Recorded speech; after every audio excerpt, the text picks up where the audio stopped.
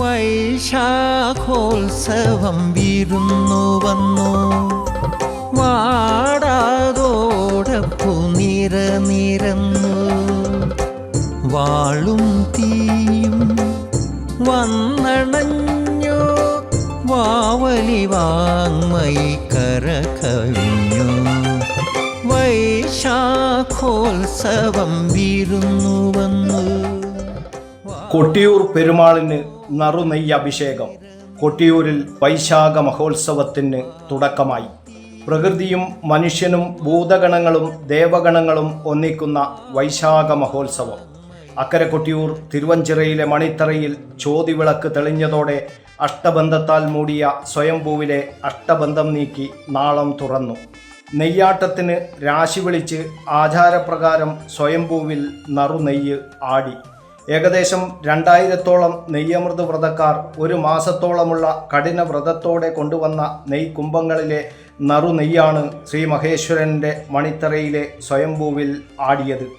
ഗോവിന്ദനാമ സങ്കീർത്തനങ്ങളാൽ മുഖരിതമായ അന്തരീക്ഷത്തിൽ വില്ലിപ്പാലൻ വലിയ കുറുപ്പിൻ്റെ കലശപാത്രത്തിലെ നറുനെയ്യാണ് ആദ്യം ആടിയത്. തുടർന്ന് രണ്ടാമതായി തമ്മേങ്ങാടൻ മൂത്ത നമ്പ്യാരുടെ കലശപാത്രത്തിലെ നെയ്യ് അഭിഷേകം ചെയ്തു.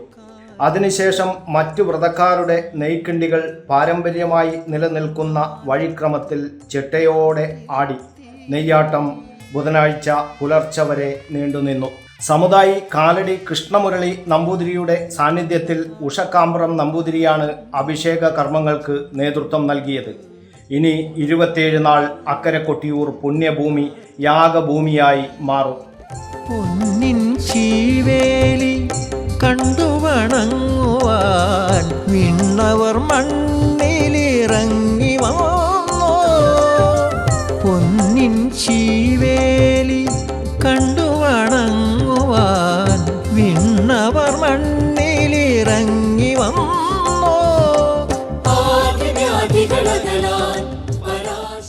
കാനന നടുവിലെ ക്ഷേത്രമില്ലാ ക്ഷേത്രത്തിലെ ഉത്സവത്തിന് ലക്ഷക്കണക്കിന് തീർത്ഥാടകരാണ് എത്തുക.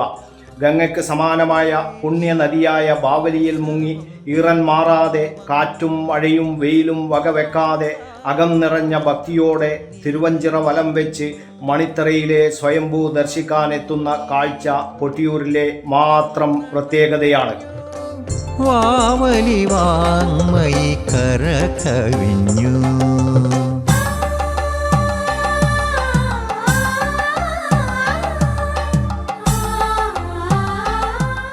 പരശുരാമകൽപിതമായ വൈശാഖ മഹോത്സവം മുടങ്ങാതെ നടക്കുന്ന ദക്ഷയാഗഭൂമിയായ കൊട്ടിയൂർ ദക്ഷിണ കാശി എന്നറിയപ്പെടുന്നു.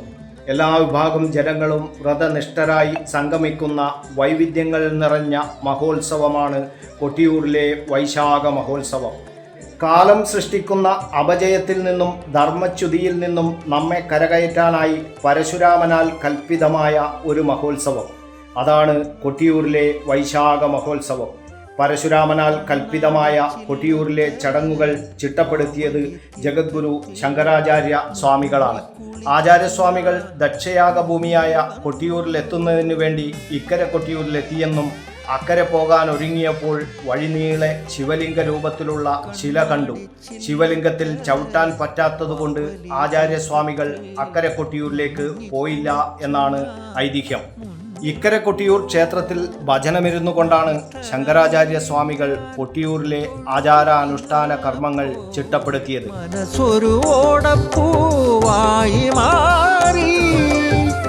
മണിത്തറ മുന്നിൽ ഞാൻ തൊഴുതു നിന്നപ്പോൾ മനസ്സൊരു ഓടപ്പൂവായി മാറി. പർവ്വതങ്ങളും നദികളും വനങ്ങളും കൊണ്ട് സമ്പന്നമായ ഉത്തര കേരളത്തിലെ കാനന ഭൂമിയാണ് കൊട്ടിയൂർ. പുരാണ പ്രസിദ്ധമായ ദക്ഷയാഗം നടന്ന പുണ്യഭൂമി. തൃശിരസ് തപസ്സു ചെയ്തതിനാൽ തൃശിരാചലം എന്നും പിന്നീട് തൃച്ചെറുമന്ന എന്നും കൊട്ടിയൂർ പ്രസിദ്ധമായി. ദക്ഷയാഗം നടന്ന ഈ പുണ്യഭൂമിയിൽ ത്രിമൂർത്തികൾ കൂടിയ ഊരായതുകൊണ്ടാണ് കൊടിയൂർ എന്നും അത് കൊട്ടിയൂരും ആയത്. ശ്രീ മഹാദേവിയുടെയും ശ്രീ മഹേശ്വരൻ്റെയും അപാര ചൈതന്യം കുടികൊള്ളുന്ന കൊട്ടിയൂരിൽ ഒരു തവണയെങ്കിലും എത്താൻ കഴിഞ്ഞാൽ അത് ജീവിത പുണ്യം തന്നെ.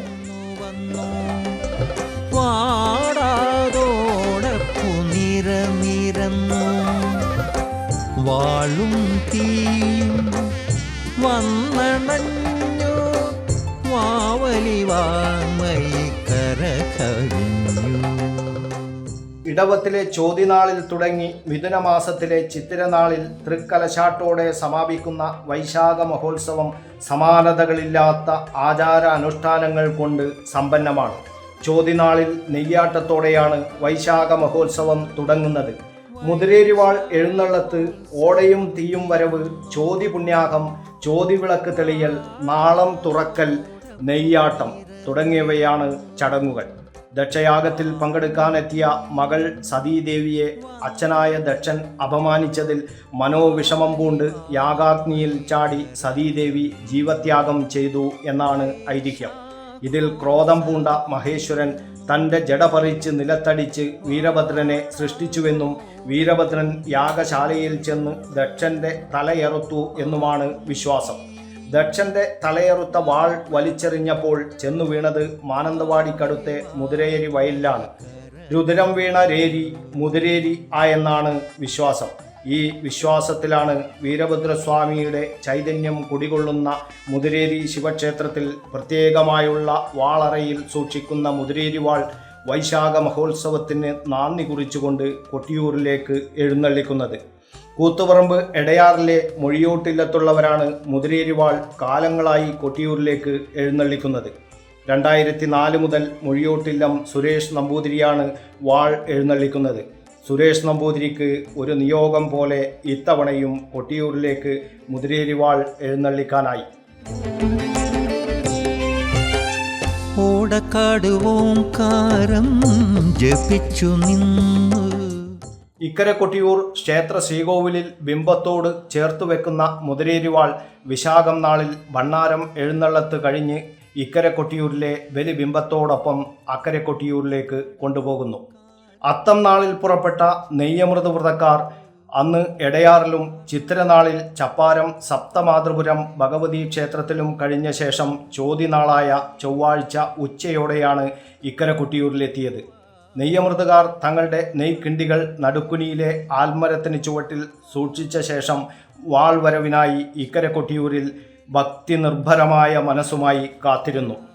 തൊണ്ട പൊട്ടുമാർ ഉച്ചത്തിലുള്ള ഹരിഗോവിന്ദ വിളികളുമായാണ് നെയ്യമൃത് വ്രതക്കാർ മുതിരേരി വാൾ എഴുന്നള്ളത്തിനെ വരവേറ്റത്. മുതിരേരി വാൾ ഇക്കരെ കൊട്ടിയൂരിലെത്തിയതോടെ നെയ്യാട്ടത്തിനുള്ള ഒരുക്കങ്ങൾ തുടങ്ങി.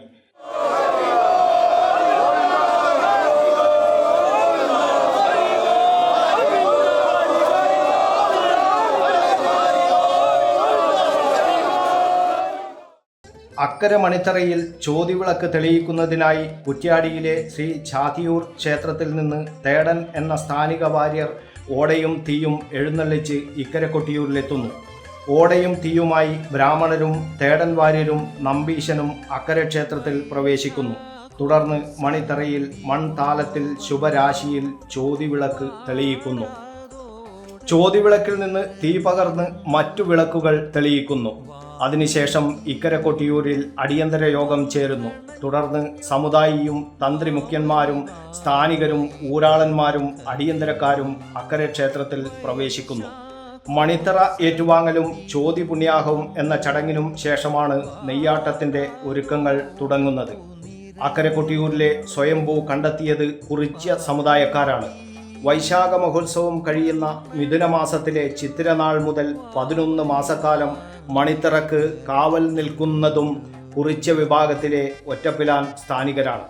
കുറിച്യ പ്രമുഖനായ ഒറ്റപ്പിലാനും പുറങ്കലയനും ദേവനിശ്ചയപ്രകാരമുള്ള അവകാശപ്പണം നൽകുന്ന ചടങ്ങും ചോതിനാളിൽ നടക്കുന്നു. അവകാശപ്പണം സ്വീകരിച്ച് പിന്നോട്ട് നടന്നുപോയി അവരവരുടെ കയ്യാലകളിൽ കുറിച്യ സ്ഥാനികർ എത്തുന്നു. മണിത്തറ ഏറ്റുവാങ്ങിയ ശേഷം പടിഞ്ഞേറ്റ നമ്പൂതിരിയും സഹതന്ത്രിമാരും മണിത്തറയിൽ പ്രവേശിച്ച് പുണ്യാഹം തെളിച്ച് ശുദ്ധി വരുത്തുന്നതിനെയാണ് ചോതി പുണ്യാഹം എന്ന് പറയുന്നത്. ചോതി പുണ്യാഹത്തിന് ശേഷമാണ് വിശിഷ്ടമായ ചടങ്ങായ നാളം തുറക്കൽ എന്ന ചടങ്ങ് നടക്കുന്നത്.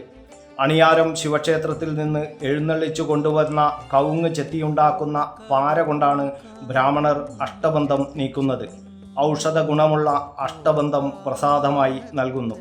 അഷ്ടബന്ധം നീക്കിയതിന് ശേഷമാണ് നെയ്യാട്ടത്തിന് രാശി വിളിക്കുന്നത്. തുടർന്ന് മുള കൊണ്ടുണ്ടാക്കിയ പാത്തിവെക്കുന്നു. ഇതിനെ പാത്തിവെക്കൽ എന്നാണ് അറിയപ്പെടുന്നത്. നെയ്യാട്ടത്തിന് മുഹൂർത്തമറിയിച്ച് രാശി വിളിക്കുന്നതോടെ നെയ്യമൃത് വ്രതക്കാരിൽ നിന്ന് നെയ്ക്കുംഭങ്ങൾ വാങ്ങി മണിത്തറയിൽ വെക്കുന്നത് തൃക്കടാരി എന്ന ബ്രാഹ്മണ സ്ഥാനികരാണ്. പാലക്കുന്നം നമ്പൂതിരി നെയ്ക്കിണ്ടികളുടെ വായ്പൊതി നീക്കിയ ശേഷം ഉഷക്കാമ്പ്രം നമ്പൂതിരി ഏറ്റുവാങ്ങി വിധിപ്രകാരം സ്വയംഭൂവിൽ അഭിഷേകം ചെയ്യുന്നു. നെയ്യാട്ട സമയത്ത് മണിത്തറയും പരിസരവും ഹരിഗോവിന്ദ വിളികളാൽ മുഖരിതമായിരുന്നു.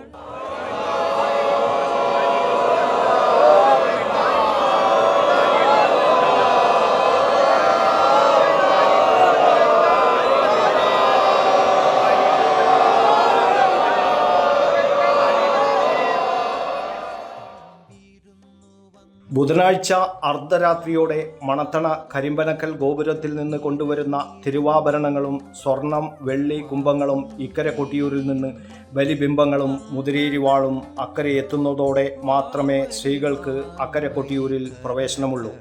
ഭക്തഹൃദയങ്ങളിൽ ശ്രീ മഹേശ്വരൻ്റെ അവാച്യമായ അനുഗ്രഹം ചൊരിയുന്ന കൊട്ടിയൂർ വൈശാഖ മഹോത്സവത്തിന് കേരളത്തിനകത്തും പുറത്തു നിന്നുമായി ലക്ഷക്കണക്കിന് തീർത്ഥാടകരാണ് എത്തുന്നത്.